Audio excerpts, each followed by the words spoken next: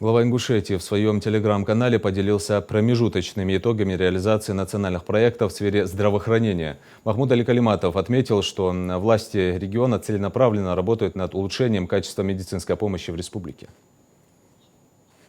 По состоянию на 1 сентября уровень достижения показателей нацпроекта «Продолжительная и активная жизнь» составил 95%. Это результат системной работы и эффективного использования федеральной поддержки. Особое внимание уделяем укреплению материально-технической базы наших медицинских учреждений. Мы оснастили больницы современным оборудованием, включая аппараты УЗИ, автомобили для участковой службы и тяжелое оборудование для Ингушской республиканской клинической больницы, такое как МРТ. Закуплено также оборудование для лечения эндокринных заболеваний. В этом году открылся Центр здоровья в Малгобекской ЦРБ и дооснащен аналогичный центр в Назране. Введен в эксплуатацию Республиканский клинический центр психиатрии и наркологии на 150 коек, открытый региональный центр ментального здоровья в Карабулаке и центр орфанных заболеваний для детей в Назране. Активно ведется строительство новых медицинских объектов. До конца года планируем ввести в эксплуатацию участковую больницу в Али-Юрте, ФАП в Чемульге и инфекционный корпус детской республиканской клинической больницы. В перспективе строительство Карабулакской городской больницы и поликлиники в Плиево. Развиваем систему медицинской реабилитации. В республике работают круглосуточные и дневные стационары, а также отделения реабилитации для участников СВО и их семей. В лечебных учреждениях предусмотрены палаты повышенной комфортности для ветеранов боевых действий. Уделяем внимание и кадровому вопросу. Подписано соглашение с Российским университетом медицины об открытии образовательного центра филиала для последипломного